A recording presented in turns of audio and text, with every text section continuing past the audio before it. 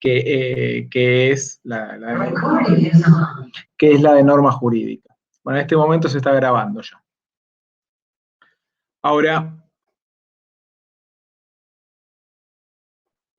decimos entonces, el derecho es un conjunto de normas escritas, estatales, positivas, coactivas. En este paradigma del positivismo jurídico es presentado como moralmente neutro, autónomo de principios de justicia y con una fuente de sola derecho que es la ley, ¿no? ¿Qué quiere decir todo esto? Bueno, que cuando hablamos del derecho y del derecho positivo, que es el derecho que es, el derecho que ha sido sancionado, que es válido, que debe ser cumplido, ese es el derecho positivo, y se lo piensa como moralmente o políticamente neutro, implica que de alguna manera, sin perjuicio que obviamente que las normas están cargadas de valores y de ideología, quienes lo aplican lo deben aplicar desligado de cualquier concepción ideológica o moral. Porque de alguna manera lo que se pretende, o por lo menos el afianzamiento de este paradigma que llamamos positivismo jurídico, implicaba dotar de certeza a las relaciones, básicamente primero a las relaciones económicas, por eso no es casualidad que el positivismo jurídico se afiance como paradigma dominante en el siglo XIX, con el avance del capitalismo y la revolución industrial, y que transite todo el siglo XX, aunque no sin cuestionamientos, como dijimos, porque el derecho va a ser pensado también como un hecho social, como una práctica de actores sociales concretos, y también como un instrumento de dominación, un campo de disputa. O sea, el derecho no puede ser pensado simplemente como un conjunto de normas, por más que, como dijimos, la norma sea la categoría fundamental. Y también que el derecho no puede ser pensado deslindado absolutamente de una idea de justicia, ¿no? Si bien el positivismo jurídico intenta pensar al derecho de manera pura, así lo llama, fíjense que el padre del positivismo jurídico es Hans Kelsen, escribe el libro que se llama Teoría Pura del Derecho, que tenía que ver con esto, de pensar al derecho de manera desideologizada, de manera tecnificada. Hoy ya no se piensa que se pueda, hoy ya no se cree que se pueda pensar de esa manera, porque el derecho no solamente en cuanto a un texto legal está cargado de valores, sino también está cargado de valores, ideología y de visiones, los propios sujetos que lo van a poner en juego, los propios operadores jurídicos. Todos somos operadores jurídicos, todos reproducimos el derecho. Entonces el derecho es mucho más que norma, el derecho son normas, principios de justicia, que están en la cultura, el derecho es un discurso también, un discurso de poder, un discurso que sirve a la reproducción de un orden de dominación, porque también es instrumento de resistencia. Entonces, en toda esta complejidad, podemos decir que desde una primera definición podemos pensar el derecho como un conjunto de normas jurídicas, pero también lo podemos entender como una práctica social compleja. Entonces, las críticas a este paradigma positivista que piensa al derecho solamente como o reducido a lo que es la ley escrita y que parecería que la ley pueda interpretarse de una manera, digamos, consensuada u objetiva. Esto también hoy en día va siendo dejado de lado. Incluso la idea misma de interpretación cada vez es más compleja, porque hay una línea muy delgada entre lo que es crear una norma e interpretarla. Cuando el realismo, que es una teoría, le dice, una teoría que nace para la década del 20 en Estados Unidos y en Dinamarca, digamos, cruza el positivismo manifestando que el derecho no está en los textos, el derecho es lo que los jueces dicen que es. El derecho es lo que los jueces dicen que es. Fíjense lo que pasó en estos días con el tema del fallo de- de la, de la Cámara de la Ciudad de Buenos Aires no, perdón, de la Cámara de la Ciudad de Buenos Aires y también de la Justicia Federal que ponen en jaque una decisión tomada por el Poder Ejecutivo, ¿no? Y cómo esa decisión se empieza a trabar porque se considera que puede llegar a ser inconstitucional o restrictiva de derechos, y de acuerdo a si eso lo toma un juez u otro, puede ser pensada o analizada en otro sentido.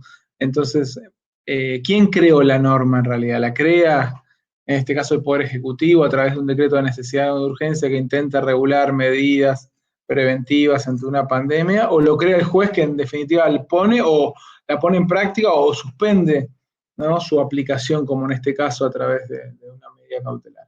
Entonces ven que el Poder Judicial, que es el órgano encargado de interpretar la norma, tiene un peso muy importante, no solamente al momento de darle sentido, sino también ese sentido que le otorga en ese acto, que es un acto político.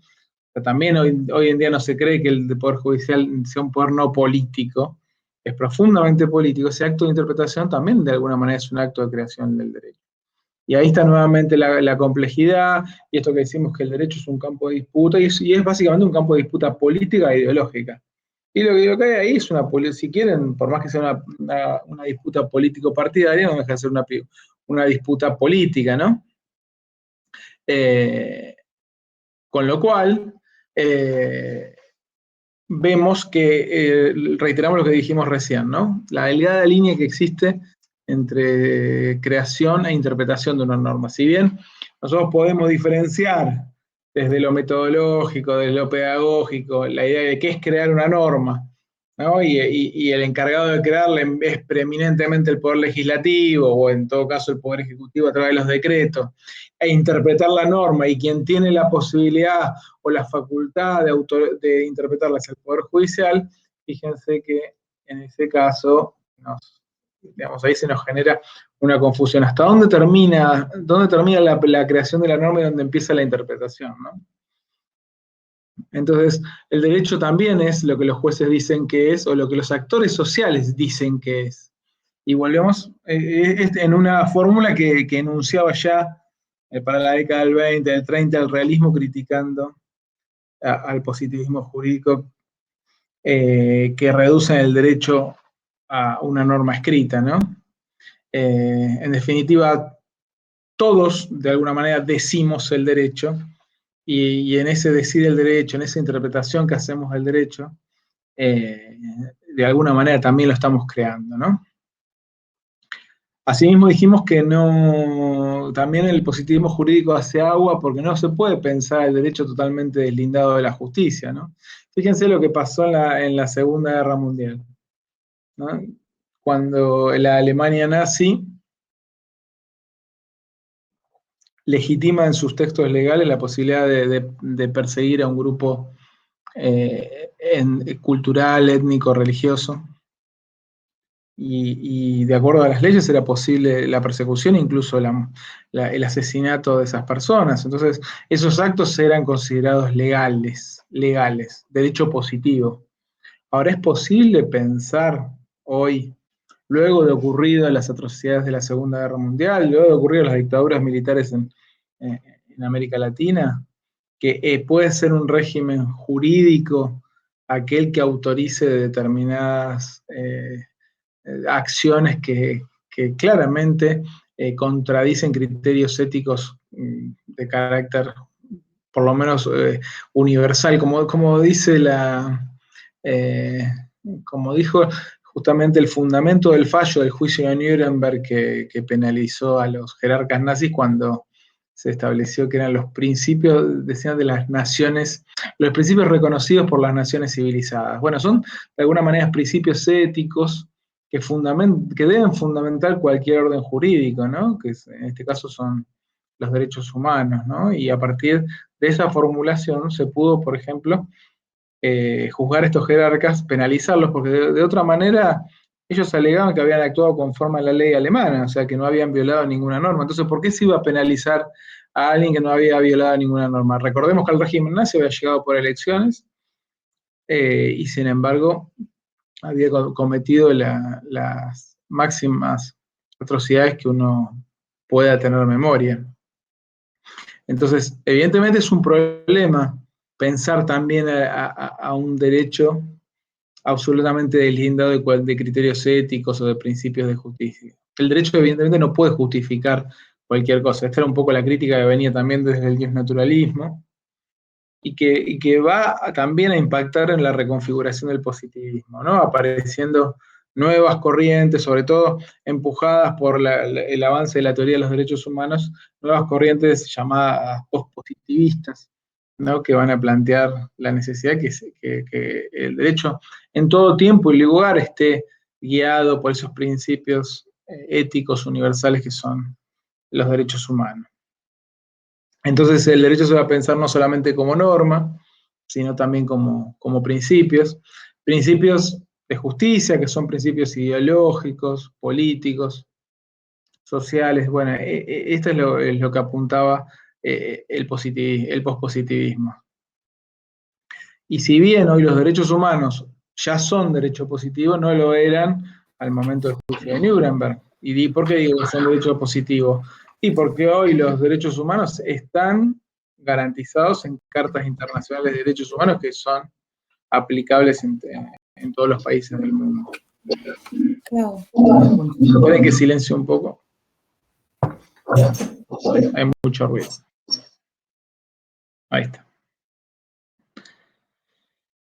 Bueno, para el positivismo jurídico, o por lo menos de ese paradigma, el derecho se presenta como moralmente neutro. Pero bueno, el derecho no es moralmente neutro desde el momento que está cargado en su texto de valores, desde el momento en que la forma en que se expresa ese derecho a través de la interpretación que se haga de él también está cargada de valores e ideología, porque quienes aplican las normas, quienes las interpretan, los jueces no están... no nacen de un repollo ni son seres objetivos, son seres que viven en una sociedad, que tienen una trayectoria, una biografía, valores, visiones de mundo, y que además son también resultado de acuerdos políticos, ¿no? O acuerdos o imposiciones políticas, ¿no? Los jueces también son resultado de relaciones de poder, ¿no? No se llega a juez, por más que uno pueda llegar por concurso, pero el peso de las relaciones políticas es fundamental, ¿no? La cuestión la cuestión meritocrática, si bien es importante en el acceso a la magistratura, no quiere decir que ni aún en las formas de acceso no esté cargado de política. Ustedes saben que los jueces de la Corte son elegidos por el Poder Ejecutivo con acuerdo del Senado. Con lo cual, ¿y qué expresa el Poder Ejecutivo? Bueno, expresa una mayoría política en un momento determinado, ¿no? Y también la fuerte incidencia que tienen los poderes reales, ¿no? Para la designación de los jueces, como las empresas, la iglesia, los sindicatos, además de los partidos políticos.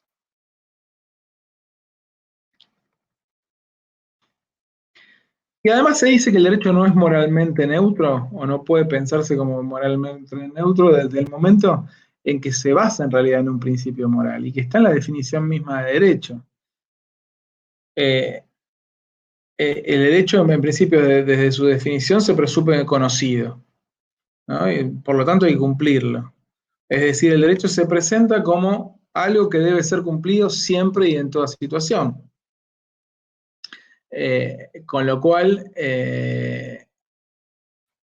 si debe ser cumplido siempre, es decir, si el derecho no puede evadirse, bueno, de alguna manera tiene una base moral, y que es que todo derecho debe ser cumplido. Ese principio, que es un principio lógico y que está contenido en la noción misma de derecho, también de alguna manera es un principio moral. Entonces yo me pregunto, ¿no? ¿El derecho debe ser cumplido siempre? Por lo menos así se lo presenta, ¿no? Desde su definición misma. Pero el derecho debe ser cumplido siempre. Bueno, Y ahí aparecen también otras complejidades, ¿no? Porque al derecho se lo presenta como un orden, pero sin embargo el derecho es producto de tensiones, también de conflictos.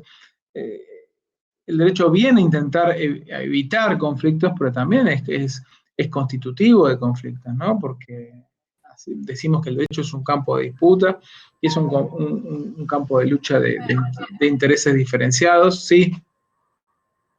¿En qué caso sería que el derecho se podría pensar que no se podría cumplir? ¿Se podría tomar la decisión de no, yo bueno, eso sería pensar que existe un derecho a la sedición, por ejemplo, o el derecho a la subversión. ¿Existe el derecho a la subversión? Bueno, eso es una pregunta de la teoría política, que viene desde hace muchos años. Y hay autores que consideraron, por ejemplo, no necesariamente tenían que ser autores de izquierda, porque uno dice, habla de subversión o de sedición, parece que sean autores de izquierda, pero por ejemplo el mismo Locke, el padre del liberalismo, reconocía el derecho a la subversión, decía cuando un orden jurídico afectaba los derechos inalienables, por ejemplo el derecho a la propiedad. Bueno, si ese orden jurídico no garantizaba el derecho a la propiedad, ese orden jurídico no era legítimo y por ende Locke todavía es naturalista, obviamente, naturalista racional, pero naturalista, ese orden jurídico podía ser desacatado, ¿no? Aparece así, se configura así el derecho a la subversión.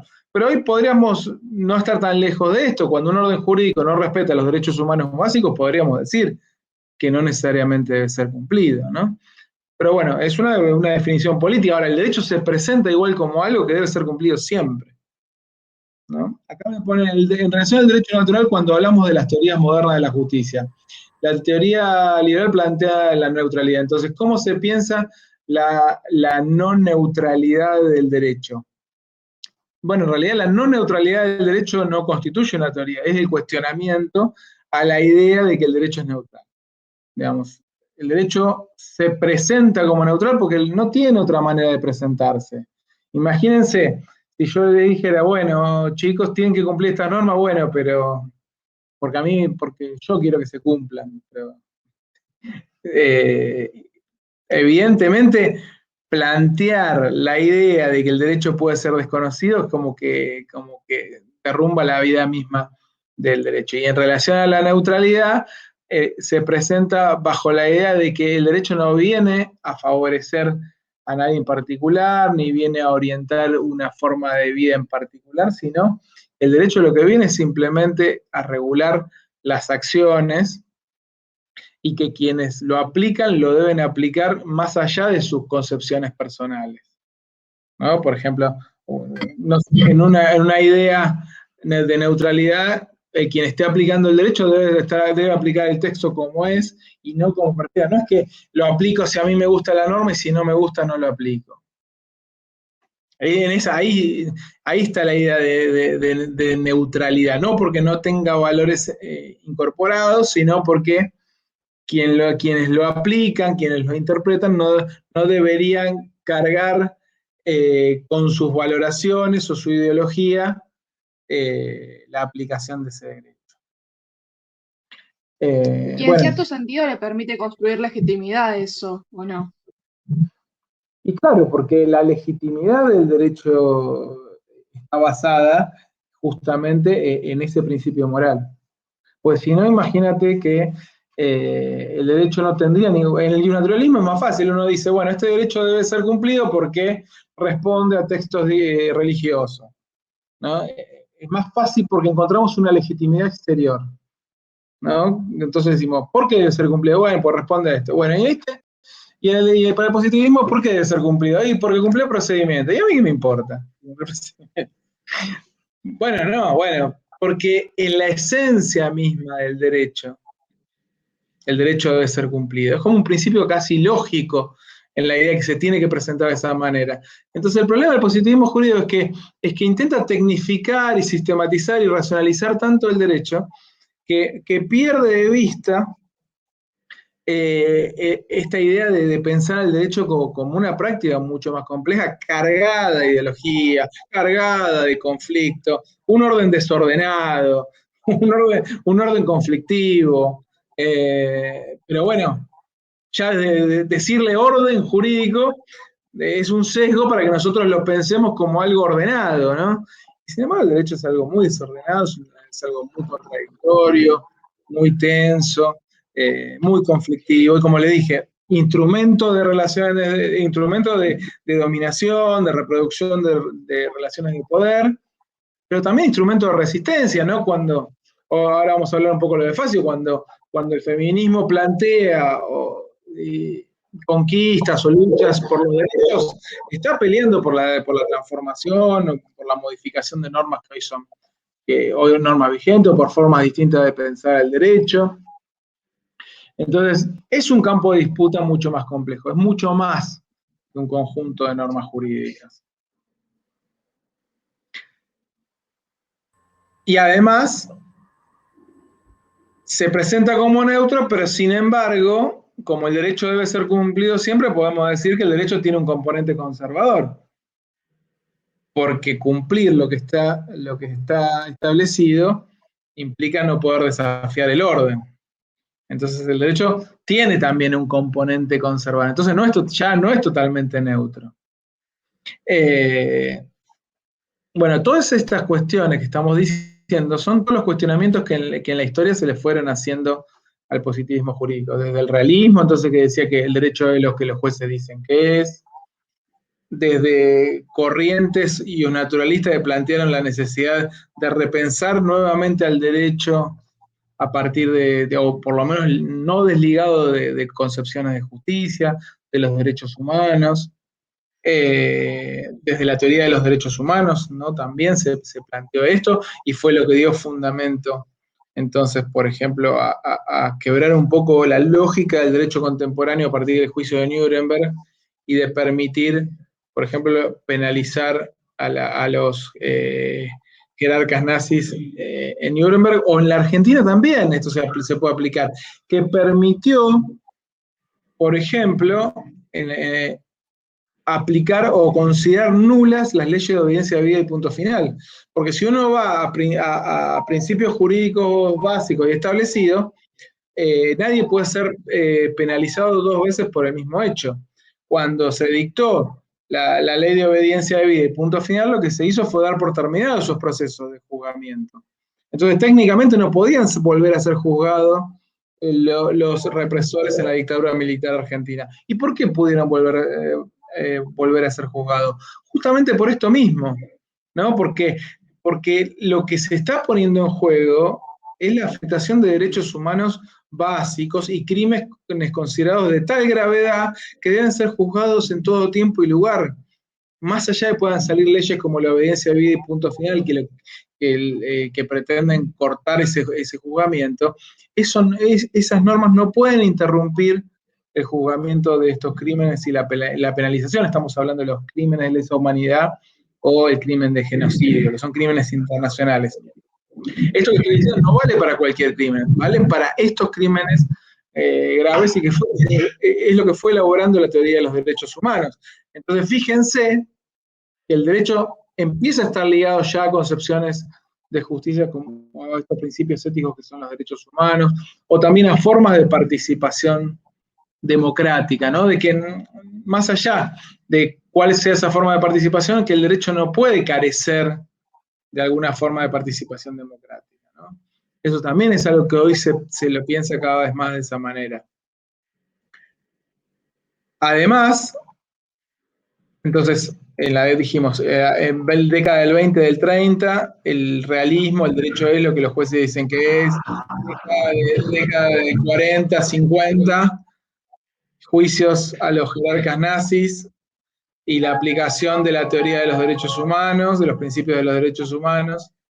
Década del 60 empiezan las teorías críticas, ¿no? En ese emerger del marxismo y de los movimientos juveniles, donde hay una fuerte crítica al pensamiento ¿no? tradicional, liberal, y también a una fuerte crítica al capitalismo, a una fuerte crítica que no solo es económica y política, sino también cultural, y es ahí donde emergen fuertemente teorías críticas, ¿no?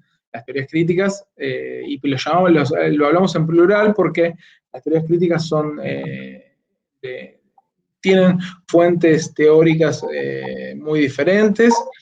Algunas provienen del marxismo, otras vienen del estructuralismo y del postestructuralismo francés. También tuvo gran desarrollo en Estados Unidos y también en nuestro país tuvieron gran desarrollo. Esperen un segundito, les pido, por favor.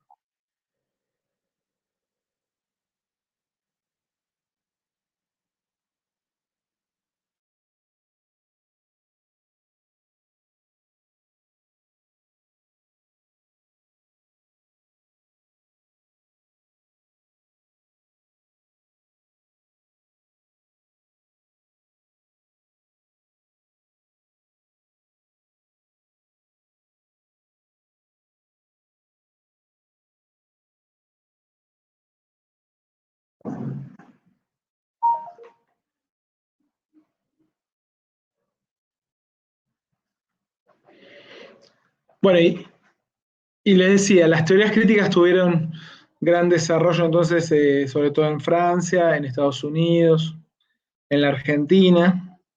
En la Argentina hubo un gran desarrollo de la teoría crítica a través de autores como Carlos Cárcova, por ejemplo, que fue el padre de la teoría crítica argentina. Y básicamente lo que plantea la teoría crítica es un poco esta idea de cuestionar ese ideal de neutralidad del positivismo jurídico, la idea de pensar, como decíamos, al derecho como una práctica social compleja. Sobre todo enfoca la idea de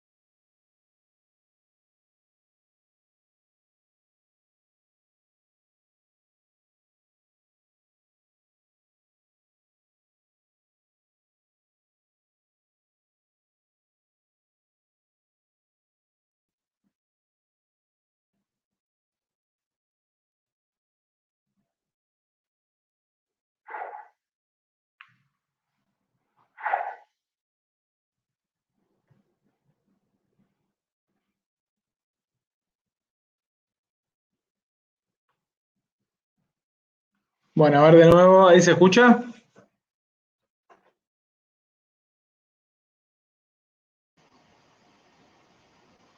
¿Se escucha ahí? Ahora sí. Bueno, les decía, entonces las teorías críticas emergen en la década del 60 y básicamente lo que van a apuntar son a las relaciones entre el derecho y el poder, a no pensar ya más el derecho en términos puros, desideologizados. Mientras el positivismo jurídico de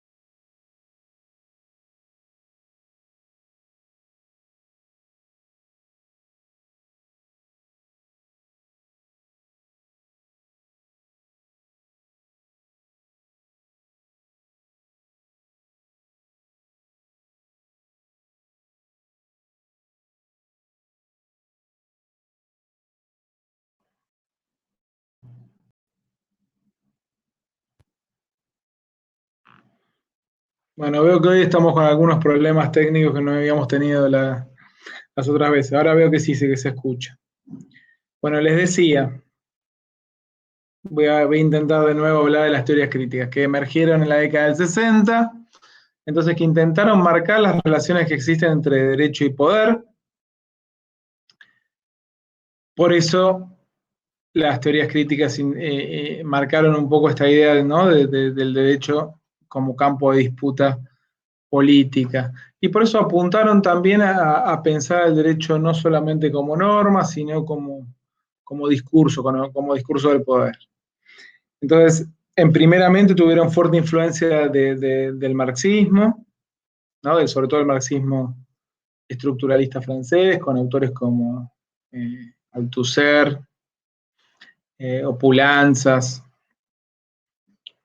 También en la Argentina los movimientos juveniles del marxismo de los 70 y el marxismo de los 70 fueron muy importantes para el desarrollo de esta teoría crítica argentina. En Italia también el desarrollo del pensamiento de Gramsci tuvo mucha influencia también en una teoría crítica del derecho.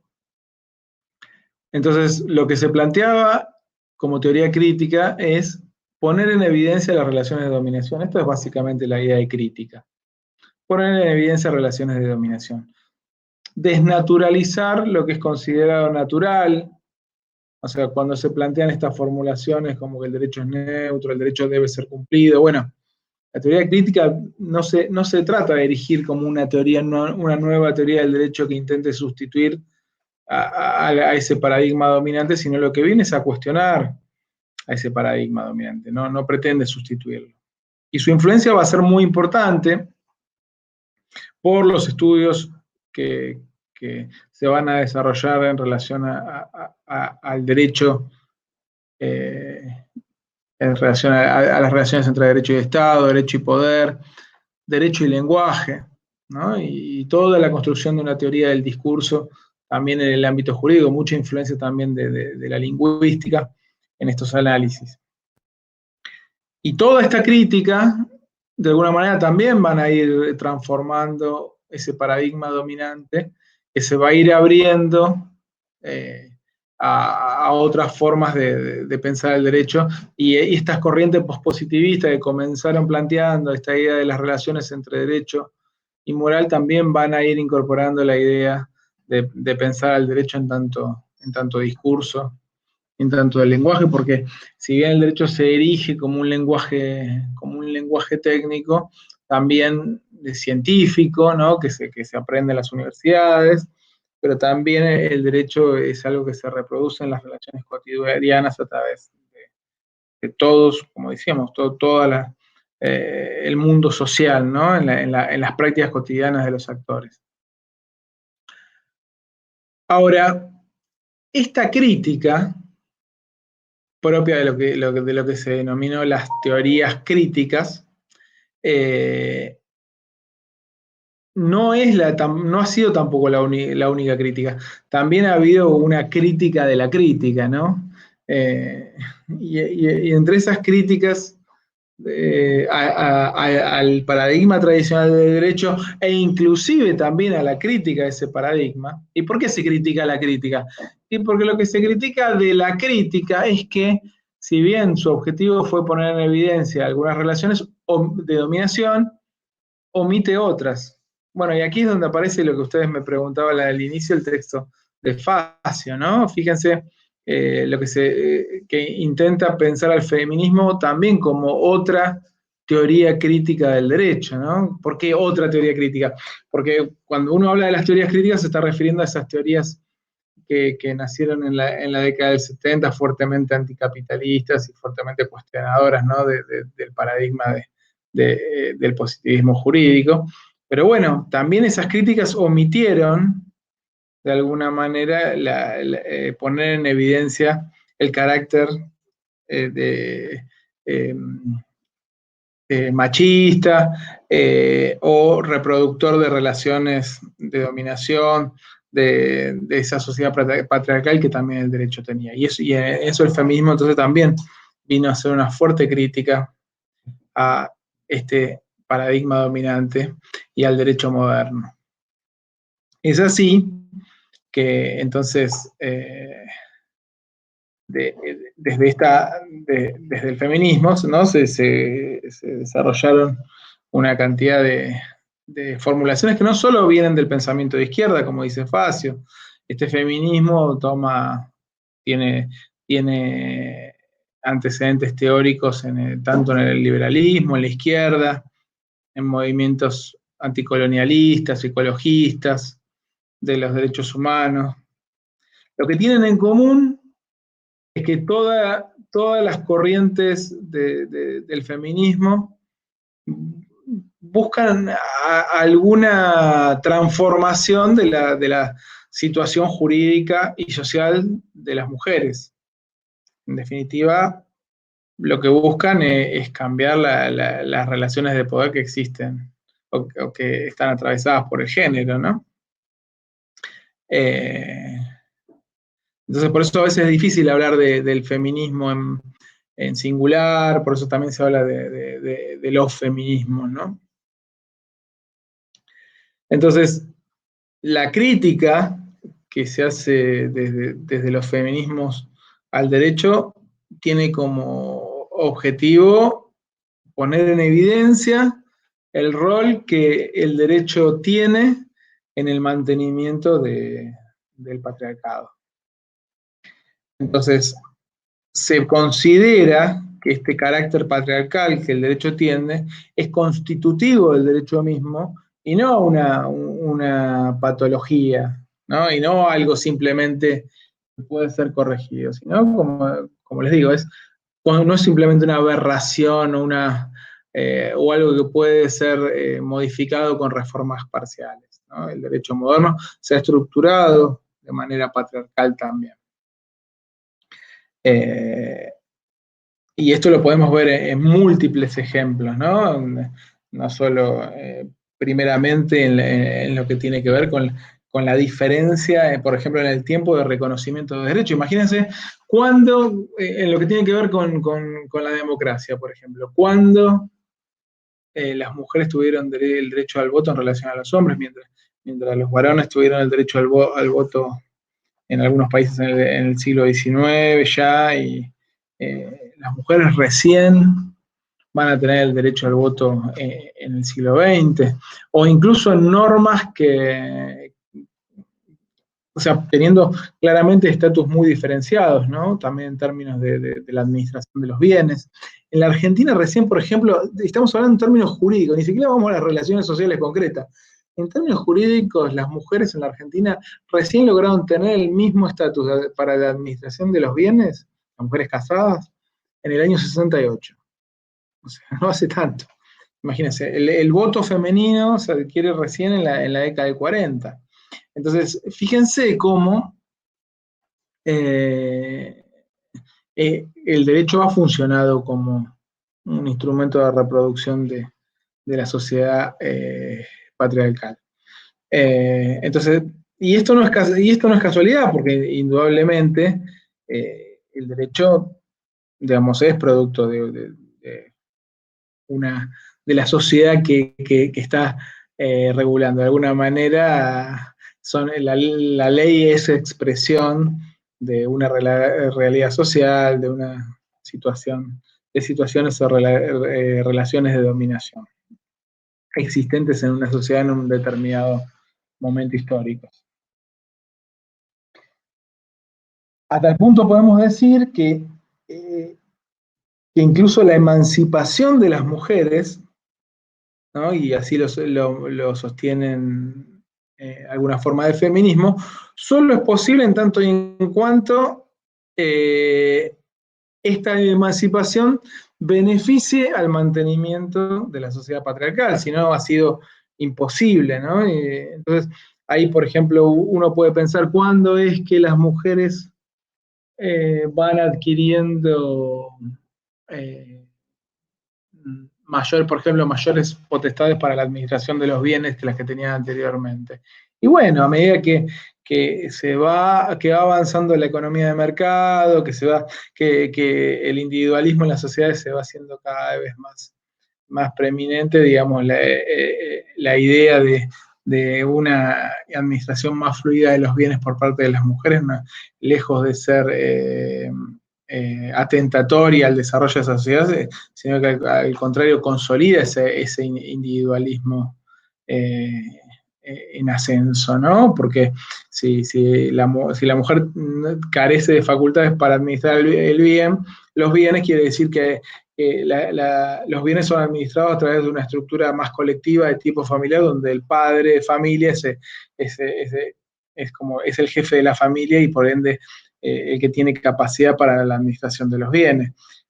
En una sociedad cada vez más individualista, esta idea indudablemente de una limitación de la capacidad de las mujeres afecta entonces ese desarrollo. Entonces hasta podemos decir que la emancipación de las mujeres en este punto no es simplemente una conquista, sino también un refuerzo de un proceso social de individualización de las sociedades. Un momentito.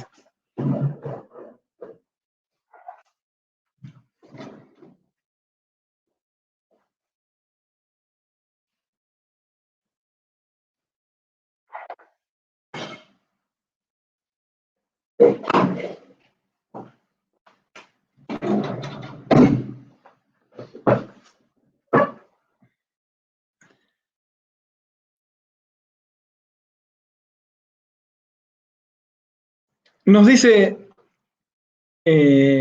Facio también que se advierte esta fuerte diferenciación o este fuerte carácter patriarcal en el derecho también, por ejemplo, en las dificultades que las mujeres tienen para el acceso a los espacios de poder ligados al mundo jurídico, como por ejemplo acceder a cargos en el poder legislativo, Fíjese lo que ha significado el hecho de los cupos, ¿no?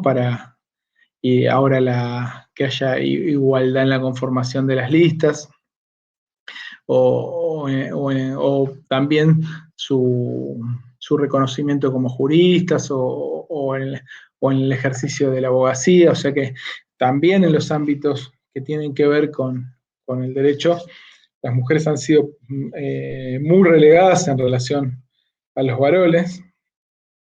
Pero sí lo que nos marca, Facio, de algunas críticas del feminismo tienen que ver con que el hecho de que algunas mujeres hayan logrado, digamos, trascender esas limitaciones que marca el acceso que se marcan, que se presentan en el acceso a espacios de poder o a determinados cargos, no necesariamente significa que sean una conquista, sino que lo que termina haciendo es nublar la fuerte diferencia que existe en relación al acceso, como lo que se ha llamado el techo de cristal, ¿no? De las mujeres, que es esa limitación que tienen de acceder a los puestos o a los lugares jerárquicos de la sociedad.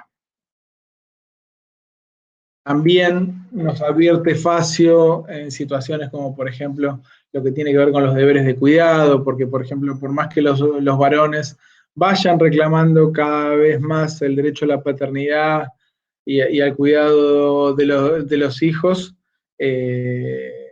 muchas de las situaciones de desigualdad en el ámbito doméstico no se han corregido, y los deberes de cuidado en los ámbitos familiares siguen siendo una carga más fuerte sobre las mujeres que sobre los varones, que además de tener que cuidar a los hijos, tienen que cuidar, son generalmente las encargadas de cuidar a los padres, ¿no? Y el derecho no visualiza ni genera instrumentos para paliar estas situaciones.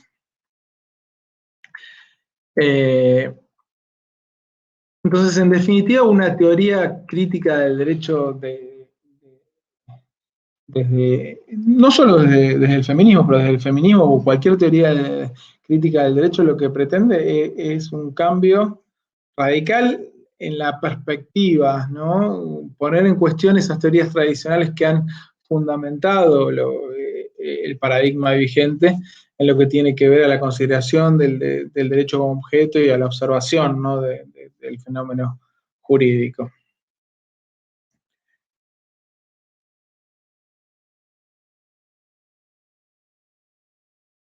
Y además, Facio nos hace en el texto una cantidad de señalamientos en relación a distintas críticas que el feminismo o los feminismos han desarrollado en las distintas teorías críticas del derecho, como por ejemplo, una de ellas que me parece muy interesante marcar, es la idea de pensar, ¿no? A partir de ese principio de igualdad ante la ley que fue formulado, ¿no? El liberalismo político del siglo XVII y XVIII, y que es base de los derechos humanos y de las constituciones actuales, de pensar, ¿no? De una concepción de que varones y mujeres son esencialmente iguales con las mismas capacidades y habilidades. Esta idea de enfatizar la idea de igualdad ante la ley, de alguna manera, si bien puede ser importante en el sentido de pretender o puede tener una finalidad de que no haya un trato diferenciado de las personas, también tiene una consecuencia que se oculta, y que es no poner en evidencia la desigualdad real que existe entre varones y mujeres, y que fundamenta la sociedad patriarcal. Entonces, una teoría crítica, o las teorías críticas,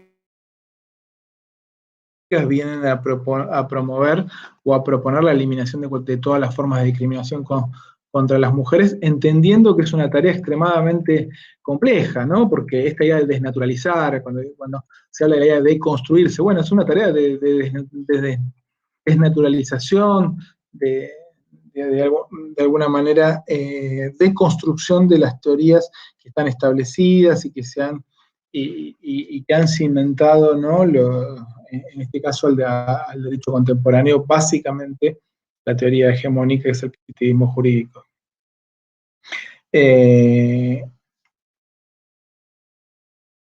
Además, otra cuestión muy importante que marca Facio es la idea de que varones y mujeres, ni los varones tampoco, pero las mujeres no, constituyen grupos homogéneos. Y ahí también el derecho, digamos, parte de una ficción de homogeneizar a los grupos. Dentro mismo del grupo de las mujeres hay situaciones muy diferenciadas. Bueno, cuando se habla de la interseccionalidad, ¿no? de la dominación, ¿no? Donde la dominación está atravesada por relaciones de género, pero también está atravesada por relaciones de clase, por ejemplo, ¿no? No es lo mismo la problemática de las mujeres de clase media y las mujeres de dinero que las mujeres de clase baja, ¿no? Entonces, entonces cuando se acumulan formas de opresión, ¿no? Económicas con formas de opresión de género, indudablemente marcan situaciones diferenciadas y heterogéneas dentro de un mismo grupo.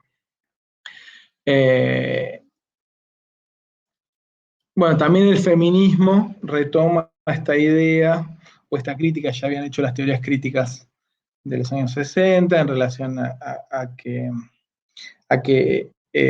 el derecho se presenta como neutral, como objetivo, y no poniendo evidencia lo injusto que ha sido en relación a las mujeres y el trato desigual que ha terminado legitimando las formulaciones de este derecho contemporáneo. Y evidentemente existen diferencias, todavía existen muchas resistencias a sensibilizarse en relación a las relaciones de poder que existen entre los géneros. Lo que falta o lo que no se advierte, plantean los feminismos, es una perspectiva de género, ¿no? En algo que hoy que se plantea en todos los ámbitos, en los ámbitos laborales, en los ámbitos educativos, la idea de que exista una perspectiva de género. ¿Y qué es una perspectiva de género? Bueno, es una perspectiva que tienda a desnaturalizar, a poner en evidencia entonces estas relaciones de dominación para evitar el sesgo androcéntrico que se verifica en la aplicación y en la interpretación de leyes que se presentan como neutrales y objetivas. Así se argumenta que si las leyes fueran aplicadas e interpretadas por personas con perspectiva de género, evidentemente las consecuencias jurídicas serían diferentes. Por ejemplo, más personas serían penalizadas por delitos sexuales contra las mujeres, por violencias contra las mujeres, o se evitarían situaciones que hoy no se pueden evitar por la ausencia de esta perspectiva de género. Bueno, escuchaba de un femicidio que se dio, creo que en el día de ayer, donde la pareja de la víctima ya te había tenido 15 denuncias y sin embargo no fue posible evitar ese femicidio, ¿no? Cuando era una situación que podía ser esperable y evidentemente el derecho, la justicia no encontró los mecanismos adecuados para abordar esa situación, justamente por esta crítica que el feminismo hace, que es la ausencia de perspectiva de género.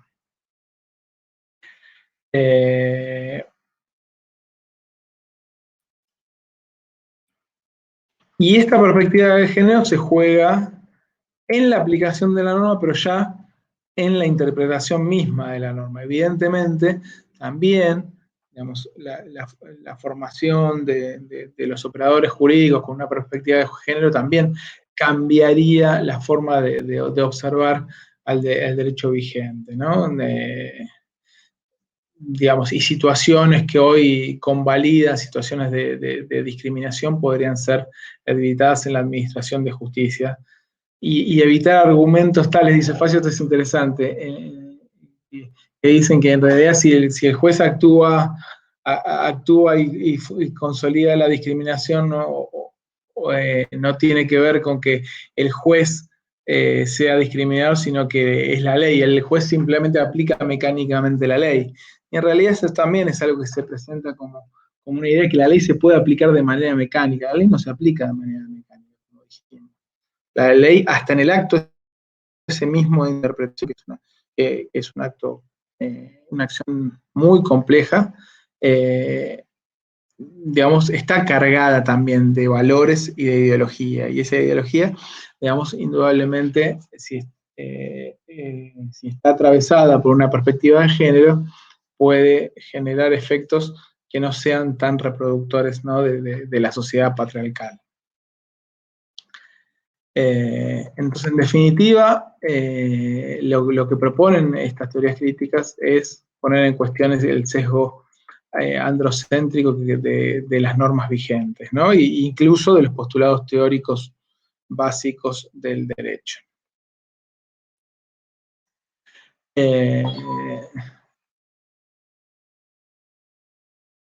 Y para cerrar el texto de Facio, me parece interesante marcar también, y volviendo a la cuestión de la heterogeneidad de las mujeres, ¿no? Que a veces parece que el derecho, en esta búsqueda de homogeneidad, nos hace perder sentido de la idea de diversidad, y es en la idea de diversidad que, por ejemplo, se ha construido la teoría de los derechos humanos. Los derechos humanos, si bien son universales, no se presentan para justamente garantizar la homogeneidad. Bueno, de alguna manera el feminismo retoma esta lógica, ¿no? Y pone en cuestión a ese paradigma vigente, planteando que el derecho, al igual que lo planteaban las otras teorías críticas, es un discurso de poder, un discurso de poder patriarcal, y como discurso también el derecho debe ser estudiado desde el lenguaje del derecho, de un lenguaje del derecho que se reproduce no solo en los ámbitos judiciales, sino en las prácticas cotidianas. Entonces, porque se piensa que ese poder no es una abstracción ni está solamente en los textos legales, sino que está en la realidad y se reproduce en la realidad cotidiana de los actores, porque la ley se pone en juego ahí, ¿no?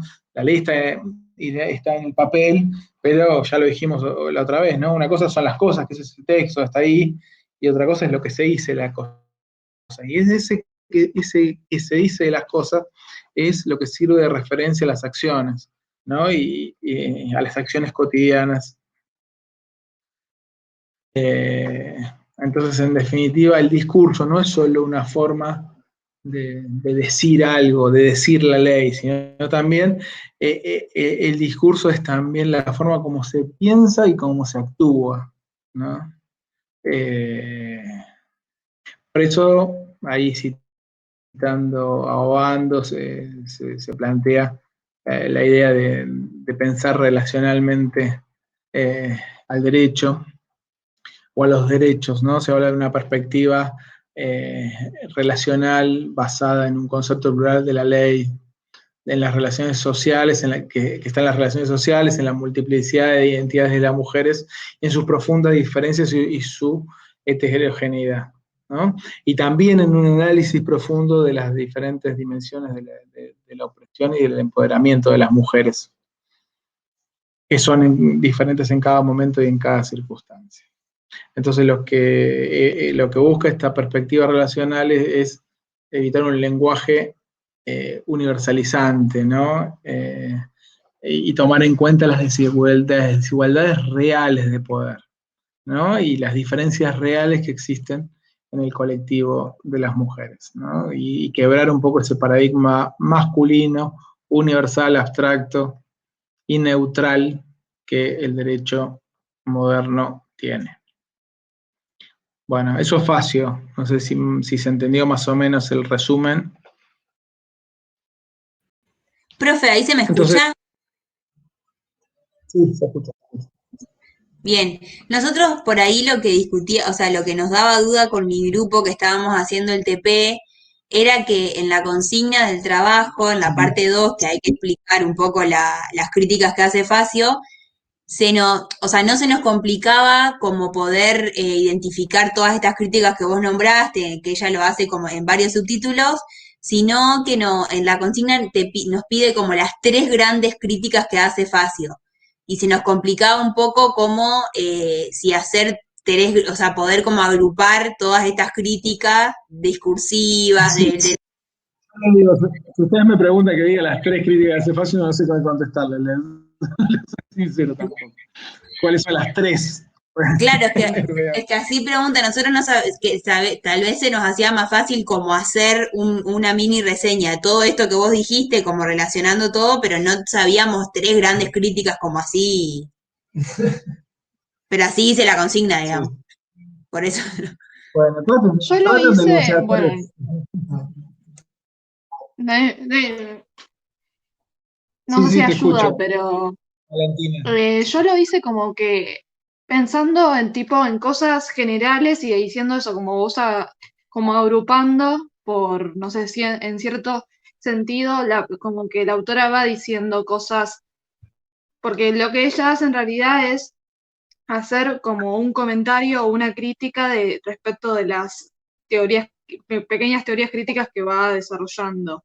Entonces agrupé como en 3 párrafos diferentes lo que me parecía como más, las 3 cosas más generales que ella decía en cada uno de esas críticas que hacía a otras críticas del derecho. Bueno, no sé si me explico. Está bien, sí. Bueno, hagan el esfuerzo de ver si pueden agruparlas. Evidentemente, las docentes del práctico buscaron también ver su capacidad de agrupamiento, ¿no? y de conceptualización. Pero verdaderamente no sabría decirles el texto de las. Tendría que, por ahí si lo tomo, si lo agarro de nuevo el texto, entiendo hacia dónde va. Lo que pasa, bueno, lo que hice fue, a partir de la preparación de la clase, no lo agrupé de esa manera. Pero bueno, espero que conceptualmente en definitiva lo entiendan, que es lo importante, lo que se quiere plantear, y entender al feminismo, entonces, o a los feminismos, también como una teoría crítica del derecho. Y entender la idea de crítica. También esto es muy importante, entender la idea de crítica. Que la crítica no se erige como, entonces, una teoría alternativa que venga a sustituir el paradigma dominante del derecho, sino como un cuestionamiento, ¿no? Es como que la crítica no se termina nunca, ¿no? Porque la crítica es siempre un poner en evidencia lo que está oculto, lo que está naturalizado. Ahora, sí, lo que ha propuesto la teoría crítica es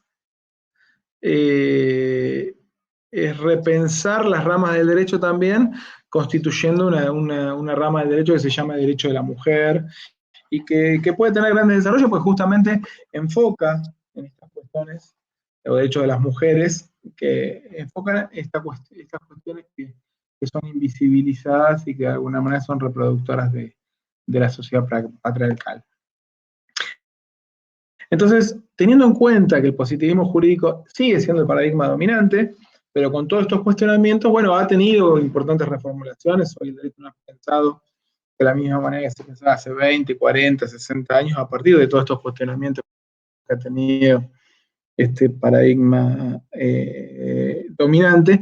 Y como dijimos, que no simplemente es un paradigma científico, es un paradigma social de pensar el derecho. O sea, todos pensamos, o todos entendemos que la constitución vigente o la ley vigente es la que ha cumplido el procedimiento, que uno puede estar de acuerdo o no, pero es un derecho que debe ser cumplido, al menos debe ser cumplido porque si no voy en cana, ¿no? Mínimamente por eso, porque existe una coacción, pero nadie discute que la ley, por más que sea injusta, es la ley.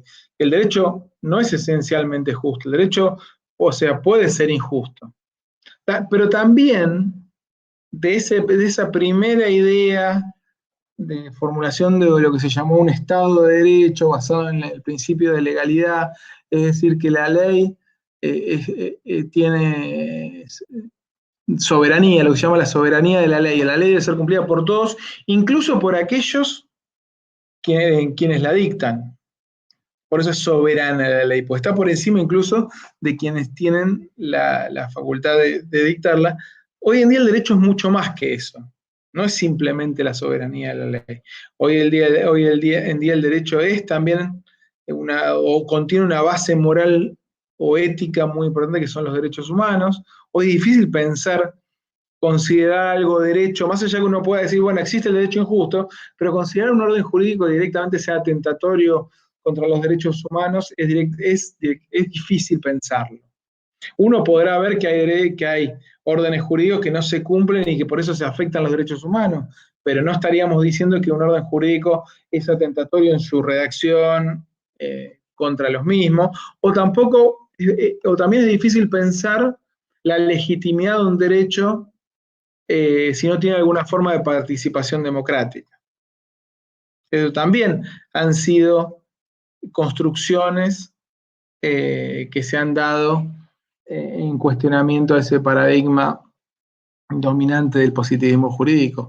Es decir, que el derecho hoy en día no solo se legitima procedimentalmente, también se legitima a partir de una base ética y de una base democrática, ¿no? Casi les diría que hoy si tenemos que pensar esta idea de qué es el Estado de Derecho, bueno, el Estado de Derecho es una forma de organización política basada en un derecho en donde reina la soberanía de la ley y hay un respeto de los derechos humanos y de la democracia. ¿No? Todo eso hoy son aspectos que tienen que ver con la legitimidad del derecho y no simplemente el principio de la legalidad o la soberanía de la ley. Entonces lo que vemos es que también el derecho moderno se va transformando a través del tiempo. Con esto cerramos la unidad 1 y vamos pasando a la unidad 2. Pero también los paradigmas del derecho no se reducen a esa transformación que existió desde lo que fue el justnaturalismo al positivismo jurídico, donde acá la tensión fundamental o la discusión fundamental que hay entre estos dos paradigmas es sobre la relación que existe entre derecho o el campo jurídico y lo moral.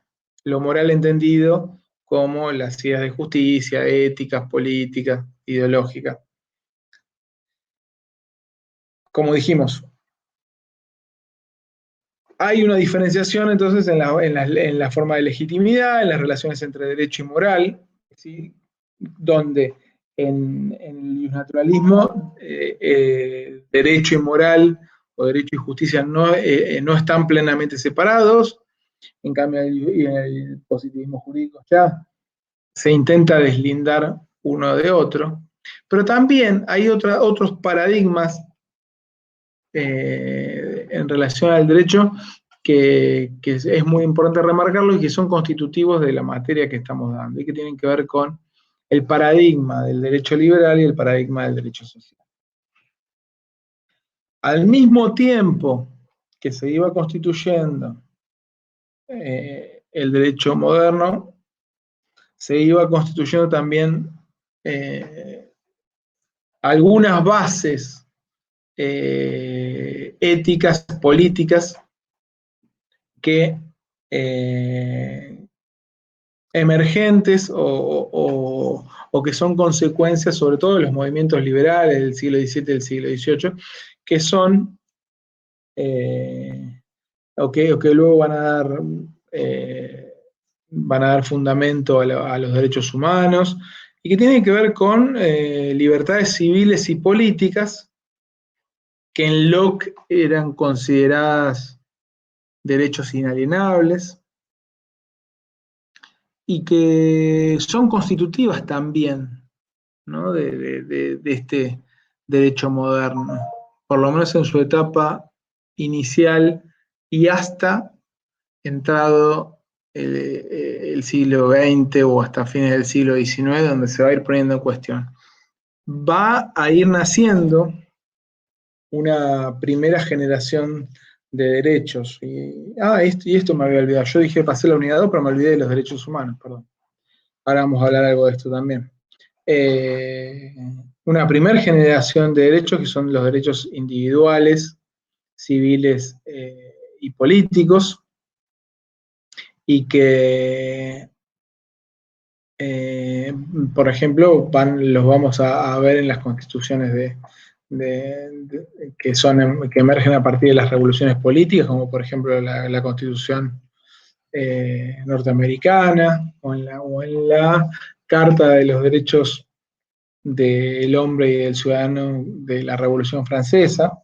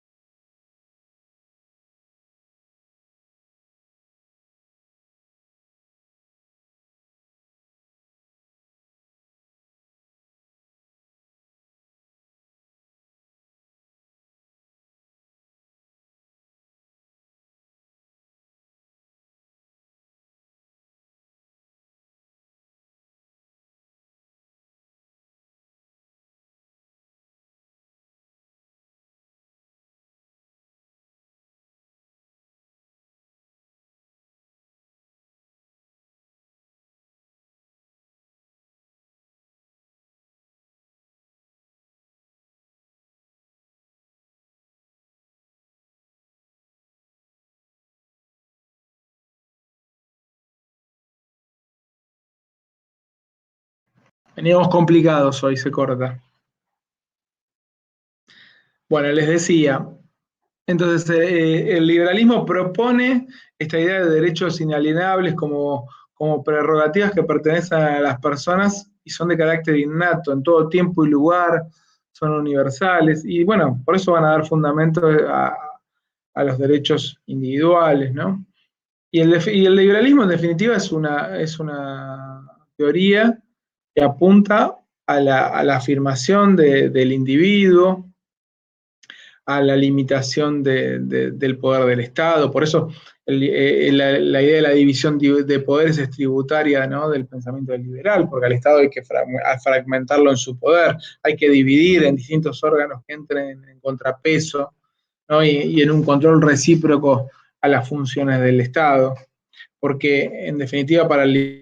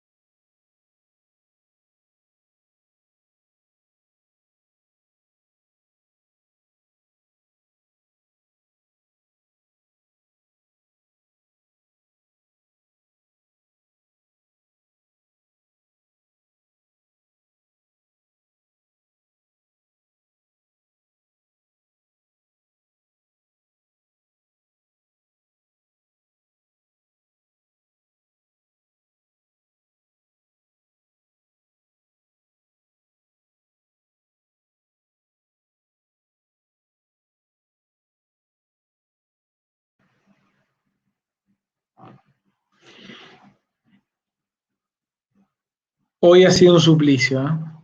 Bueno, les estaba diciendo que entonces el liberalismo constituye una teoría de justicia, que también es cuestionada, posteriormente es cuestionada por el marxismo, que piensa que no es posible un derecho justo en el capitalismo, porque todo derecho en el capitalismo es ideología y es reproductor de relaciones de dominación económica y de explotación, con lo cual propugna la transformación de la sociedad a través de la toma del poder por parte de, eh, de los sectores del proletariado para lograr una sociedad sin clases y sin derecho capitalista, con una distribución distinta de los bienes, basado en las necesidades. Y también una fuerte crítica del marxismo hace, ¿no?, al individualismo liberal. Crítica que también no solamente va a venir del lado del marxismo, crítica que también va a venir desde el lado del comunitarismo, ¿no? Donde en esta idea, esa idea que decíamos hoy del positivismo jurídico, que el derecho se presenta como neutral. Bueno, la idea de la neutralidad del Estado y neutralidad del derecho viene del pensamiento liberal, porque la idea es que el Estado no debe imponer una forma de vida, sino que los individuos deben elegir la forma en que vivir, la forma como vivir, y de alguna manera el derecho y el Estado deben garantizar las condiciones de libertad para que sean los propios ciudadanos los que elijan la forma de vivir. Esto tiene un componente tremendamente individualista, porque justamente se piensa que las expectativas de vida, los proyectos existenciales de vida son básicamente individuales y nunca colectivos. Entonces, el comunitarismo también es una teoría que en el siglo XX va a venir a poner en cuestión fuertemente el liberalismo sobre la base de esta idea de preeminencia del individuo sobre la comunidad, poniendo o invirtiendo esta idea y considerando a la comunidad como preeminente al individuo, y donde los proyectos de vida también pueden ser proyectos colectivos. Esto marco porque también cuando se hace una crítica al paradigma del derecho, lo que se puede observar es que el derecho moderno fue constituyéndose justamente a partir de una cosmovisión política que es el liberalismo, una cosmovisión política que es eurocéntrica y básicamente liberal e individualista.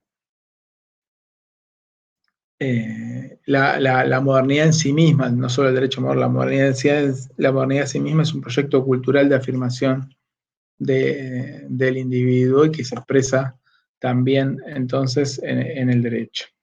Y esa expresión entonces en el derecho del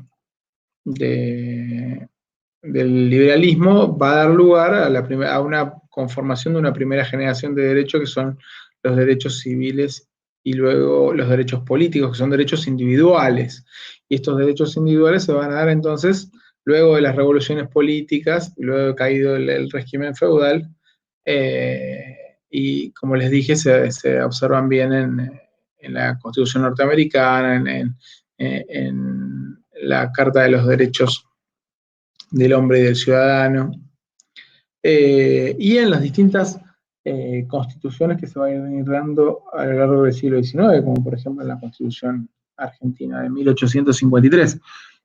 Ahora, las revueltas obreras que van a ir poniendo en cuestión al capitalismo e incluso al pensamiento liberal,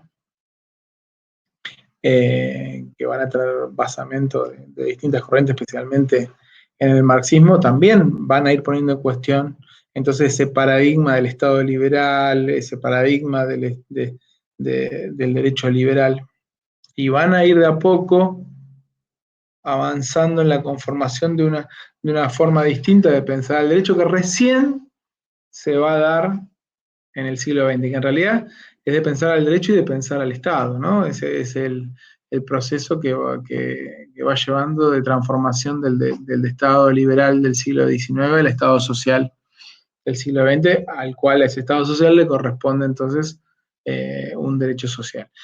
Y ese derecho social va a estar marcado por una segunda generación de derechos, ¿no? Los derechos humanos no se reducen a esos derechos civiles y políticos, sino que a partir de fines del siglo XIX y sobre todo a principios del siglo XX, con el constitucionalismo social, se van incorporando a las constituciones derechos sociales. ¿Y derechos sociales relativos a qué? Bueno, relativos a la protección del trabajo, ¿no?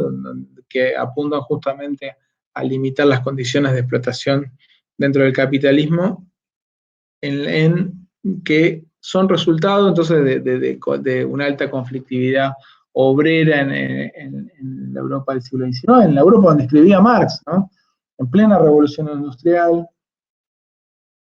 y que va a comenzar con demandas de los trabajadores hacia los empresarios, en búsqueda primero de la limitación de la jornada de trabajo, ¿no? De la jornada, se peleaba por la jornada de 12 horas, imagínense lo que era, por la jornada de 12 horas, y hoy la jornada es de 8 horas, se peleaba por la jornada de 12 horas, por el descanso dominical, por aumento de salarios, y esas demandas que primero van a estar dirigidas hacia el capital, digamos, hacia los capitalistas, de a poco se van a trasladar también al Estado, que va a intentar dar respuesta a estas tensiones para evitar el avance revolucionario y la gran conflictividad obrera, establecer nuevos mecanismos de protección que van a implicar la construcción de nuevos derechos, que son los derechos de la seguridad social. El establecimiento de sistemas de protección social, donde el primero en el mundo va a ser la Alemania de Bismarck de la década del 70. Donde se van a establecer, por ejemplo, los primeros seguros sociales de protección de la vejez o de la enfermedad. Entonces ahí se va a ir configurando una segunda generación de derechos que se va a consolidar y desarrollar mucho más a partir de la década del 30, con la crisis del 30, la crisis económica mundial, y con el cambio en el modelo de Estado, un Estado en lo económico más intervencionista, que es el Estado keynesiano. Entonces se va a conformar un nuevo Estado intervencionista en la economía, y nuevos derechos, ¿no? Los derechos sociales, que se van a plasmar, como les dije, primero en algunas constituciones, como en la Constitución de México del 17 o de Alemania del 19, en la Constitución de la Organización Internacional del Trabajo. Pero este proceso de construcción de derechos humanos no termina acá, va a seguir avanzando. Hoy hablamos de la configuración de los crímenes internacionales, los crímenes de lesa humanidad, el crimen de genocidio en la década del 40, y después los movimientos de colonización, los movimientos en protección del medio ambiente, los movimientos feministas van a ir dando forma, los movimientos por la igualdad, por la diversidad de género, las opciones sexuales diferentes, las luchas por la identidad de género, ya le dijimos, sí, van a dar lugar a derechos de lo que llaman tercera y cuarta generación. Entonces, como vemos, el proceso de construcción de esto que llamamos derechos humanos es un proceso que aún no ha terminado y se sigue construyendo día a día, pero que tiene origen en los movimientos entonces liberales del siglo XVII y del siglo XVIII, en esa idea de Locke, ¿no? de derechos inalienables. Y en definitiva, ¿qué son los derechos humanos? Bueno, los derechos humanos podemos definirlas como prerrogativas que todo individuo tiene frente al Estado para preservar su dignidad como ser humano. ¿Y por qué decimos frente al Estado? Porque el Estado debe garantizarlos, aunque los derechos humanos pueden ser violados por particulares, no solamente por el Estado, pero el Estado tiene el deber de garantizar el cumplimiento de esos derechos, que tienen como fin garantizar, asegurar la prestación libertades, condiciones específicas de la vida individual, asegurar la prestación de determinados servicios, satisfacer necesidades básicas. Y aún, y si ustedes en el texto sobre caracteres de los derechos humanos hay distintas concepciones, algunas que enfatizan más el componente individualista igual de los derechos humanos, y otras que obviamente más de tipo social le otorgan mayor preponderancia a los derechos sociales. Lo que sí podemos advertir que sin perjuicio de los posicionamientos ideológicos existe un consenso internacional en relación a la vigencia de estos derechos. Esto no quiere decir que esté exento de tensiones y de conflictos y cómo esos derechos humanos se deben expresar. Y bueno, decíamos hoy, ¿no? El derecho es un campo de disputa, un campo de lucha. Y bueno, ¿cómo se van a expresar esos derechos en lo concreto? Bueno, depende también de condiciones políticas, económicas, culturales. Pero bueno, se pudo lograr ese consenso internacional sobre una base ética del derecho que se plasmó en la Declaración Universal de los Derechos Humanos, ¿no? Y así se dice que los derechos humanos son universales, innatos, inalienables. Inalienables quiere decir que no se puede renunciar a esos derechos, ni se pueden transferir. Son acumulativos, imprescriptibles. Imprescriptible es que por más que haya pasado el tiempo, por ejemplo, para penalizar su incumplimiento, esto no, sobre todo en situaciones graves, como ocurrió con los crímenes de lesa humanidad, pueden ser igualmente penalizados o deben ser garantizados. Fíjense lo que ocurre con las cuestiones del derecho a la identidad, ¿no? Y de la búsqueda aún de los nietos. Y si nosotros, la supresión de identidad puede ser un delito que en el Código Penal puede tener una prescripción, pero cuando se lo piensa como un crimen internacional que fue puesto en práctica por un Estado represor, indudablemente ahí aparece esta idea, ¿no?, de la imprescriptibilidad. Son inviolables porque la política no puede ir, ninguna política puede ir contra los derechos humanos, son obligatorios, son de cumplimiento obligatorio para los estados, ¿no? Trascienden las fronteras nacionales, son indivisibles, no es que deben cumplir en parte, sino se deben cumplir plenamente. Son interdependientes, y acá viene la complejidad y las tensiones. ¿Dónde termina un derecho y dónde empieza otro, ¿no?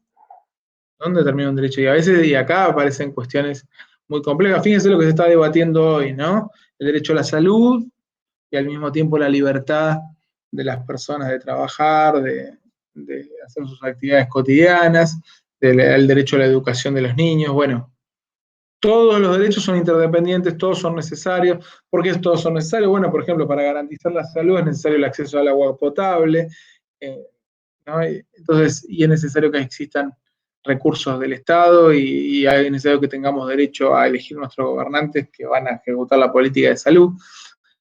Entonces los derechos son interdependientes, no son jerarquizables, todos deben ser puestos en juego, no es que podemos aplicar unos en detrimento de otros, y son al mismo tiempo complementarios.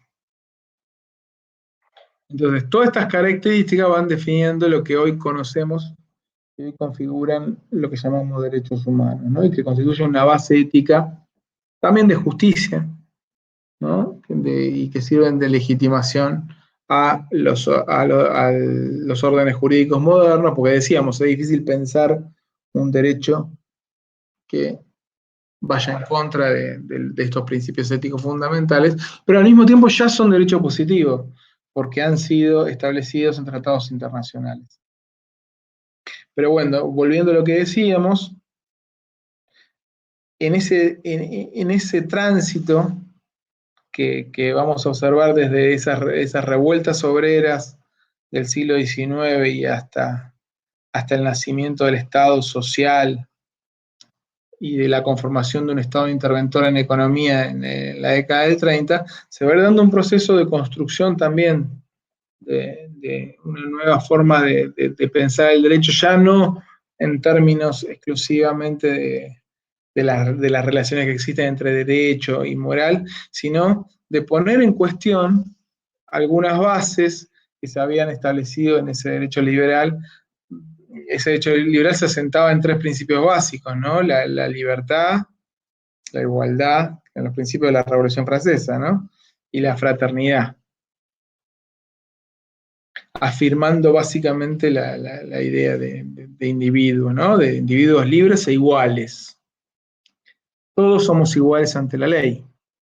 Ahora, resulta que todos somos iguales ante la ley, pero algunos parece que son más iguales que otros, ¿no? Algunos, esta igualdad ante la ley que se construye en ese Estado liberal y en ese derecho liberal es una igualdad formal, ¿no?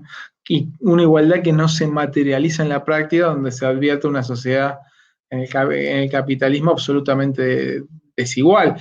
O sea, el liberalismo y el capitalismo prometen, o la modernidad prometen, o conllevan una promesa de una sociedad más igualitaria en relación a la sociedad feudal, monárquica, y sin embargo vemos que se cambia una jaula por otra, ¿no? Es que persisten relaciones de poder y dominación, persisten profundas formas de desigualdad, de explotación en el trabajo, y si bien esa explotación o esa dominación a través del trabajo ya no es física, es una dominación más sutil, pues se da a través de la explotación del trabajo, a través de la plusvalía, a través de la alienación, ¿no? De mecanismos ideológicos que permiten la naturalización de esa desigualdad y la reproducción de formas de dominación económica y la naturalización de la distribución desigual de los bienes en la sociedad. Entonces, ese cuestionamiento al capitalismo también es un cuestionamiento al derecho capitalista, ¿no? Cuando Marx habla de la ideología, en el texto de la ideología alemana, está diciendo que esa superestructura ideológica está determinada, ¿no? Por las formas en que los seres humanos se organizan para la reproducción de las necesidades y para la producción de los bienes que van a servir para la satisfacción, ¿no? De tales necesidades. Y en esas formas de producción de bienes y servicios se configuran relaciones económicas que son desiguales, ¿no? Que generan, que se basan en la desigualdad entre los sujetos, donde algunos en el capitalismo detentan los medios de producción y otros solo cuentan con su fuerza de trabajo. Y toda esa superestructura ideológica que va desde la cultura, la ciencia, la ideología, bueno, las teorías, ¿no? Las políticas, y el derecho, el Estado, ¿no? Y hasta el lenguaje mismo, dice Marx, de alguna manera sirven para la reproducción de ese orden, ¿no? Entonces, esa crítica al capitalismo, esa crítica a la forma de alienación y de dominación, es una crítica también entonces al derecho burgués. Es pensado como ideología, es decir, como en términos como pensaba Marx, ideología es falsa conciencia de las cosas. Una falsa conciencia porque nos impide, y acá nace la perspectiva crítica en las ciencias sociales. Esto que hablamos de entender qué es la crítica. Bueno, la crítica es visibilizar la relación de dominación. Bueno, esa ideología nos impide visibilizar las relaciones de dominación que existen en la sociedad. Y bueno, es una fuerte crítica entonces al derecho burgués, y que va a dar lugar entonces a un cuestionamiento en la forma de concebir esa libertad e igualdad, para empezar a verlas como solamente formulaciones de tipo formal y que no se materializan en la realidad. Y bueno, en la lucha en las luchas obreras, en la sindicalización, en la organización obrera, lo que se busca de alguna manera es una materialización de esos principios, ¿no? De la libertad y la igualdad. En definitiva, también el marxismo. El marxismo no es contradictorio con los principios de la modernidad. El marxismo es también una teoría y una ideología profundamente moderna, porque lo que hay es una búsqueda en el pensamiento revolucionario también de materializar la libertad y la igualdad. Solo que esa emancipación no se da en el marco de las relaciones capitalistas, sino se da en el marco de la superación del capitalismo y en la conformación de una sociedad sin Estado y sin clase. Y ahí viene la verdadera emancipación del individuo. O sea, esa emancipación primero es colectiva y luego en una sociedad sin clases y sin Estado capitalista, el individuo se puede emancipar. Pero en eso, o sea, no son totalmente antagónicas liberalismo y marxismo, sino que la búsqueda del marxismo es de materialización de esos principios de la modernidad, esos principios políticos de la modernidad que son basamentos, ¿no? de la Revolución Francesa.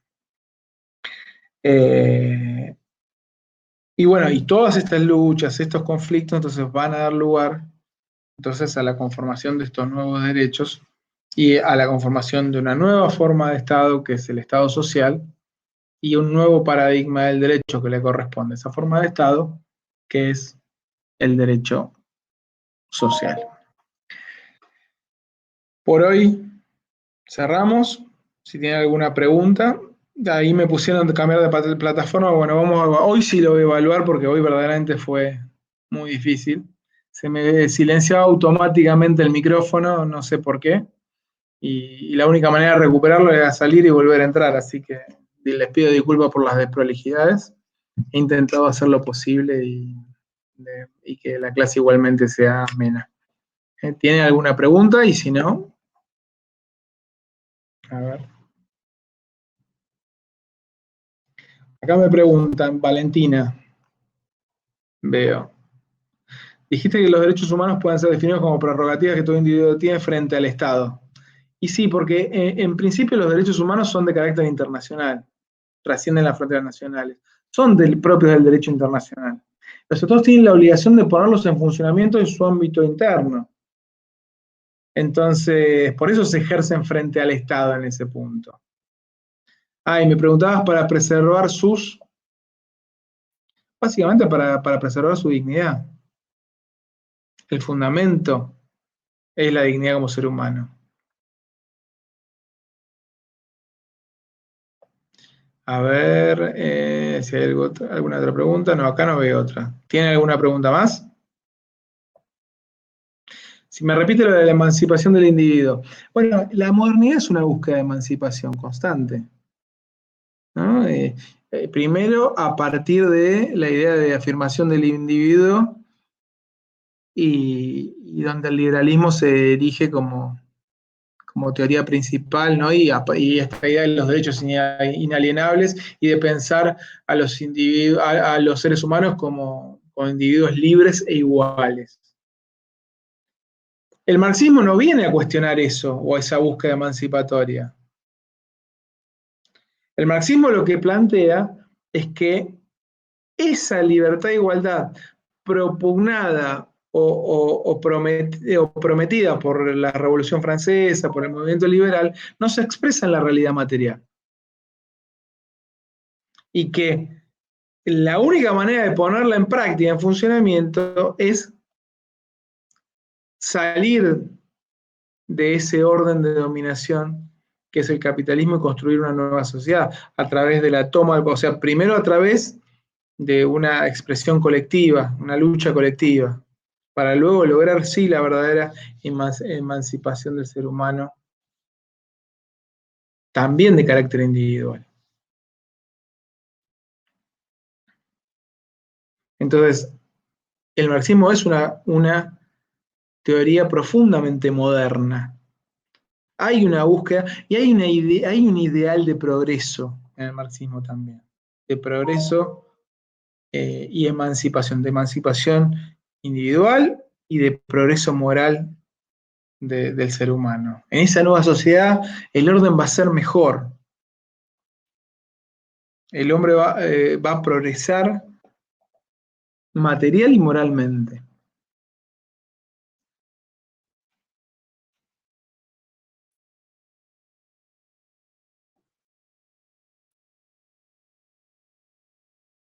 Digo para los que piensan que el marxismo es completamente antagónico al liberalismo.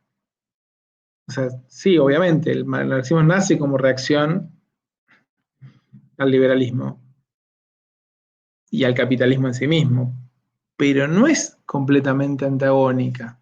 Es una teoría profundamente moderna. Bueno, si no hay más preguntas, bueno, nos vemos la clase que viene. Avancen con la unidad 2. Ya avanzamos con el derecho social, el contenido, los primeros puntos. Bueno, muchas gracias y disculpen las desprolijidades. Hasta luego.